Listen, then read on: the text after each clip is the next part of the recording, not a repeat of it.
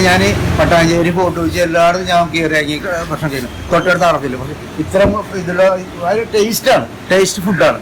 ഈ ഇത്രയും ടേസ്റ്റ് എനിക്ക് എവിടെ നിന്നും കിട്ടിയിട്ടില്ല. അത് കാരണം ഞാൻ ഇവിടെ അടുത്തേ വരുള്ളൂ. എൻ്റെ ഒരു സുഹൃത്താണ്. പക്ഷെ അതുകൊണ്ടല്ല, നമ്മളിപ്പോൾ ഒരു പൈസ കൊടുത്ത് കൊടുക്കുമ്പോൾ നമുക്കൊരു മൂല്യം വേണ്ടേ. ആ മൂല്യം ഇവിടെ ഉണ്ട്. ആ മൂല്യം നമുക്ക് ഇവിടെ നിന്ന് കിട്ടും. അതാണ്.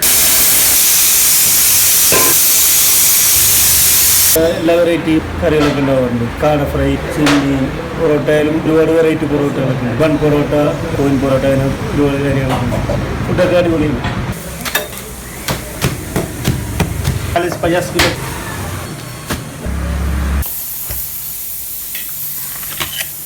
എല്ലാവർക്കും അറിയാം. കൊച്ചിയിൽ എല്ലാവർക്കും പുറത്തുനിന്ന് ആൾക്കാരൊന്നും കഴിക്കുന്നുണ്ട്. പനയപ്പള്ളി ഗവൺമെന്റ് ഹോസ്പിറ്റലിൽ, സബിത ഹോസ്പിറ്റലിൽ പനയപ്പള്ളി എന്നാണ് അറിയപ്പെടുന്നത്.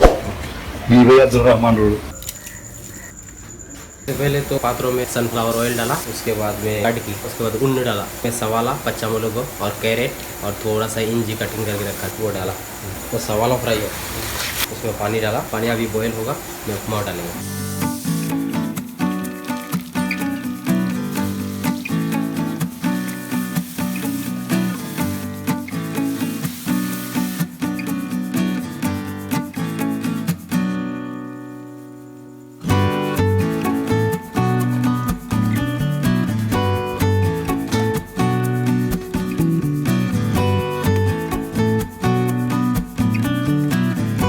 पात्रों में ऑयल डालने के बाद थोड़ा इंजी पेस्ट डाला और चिल्ली पूड़ी, मल्ली पूड़ी, गरम मसाला डालने के बाद एक तकाली डाल दिया. उसके बाद वही सवाला डाल दिया. थोड़ा मल्ली पुदीना का लीफ डाल के वो टेस्ट कर लिया.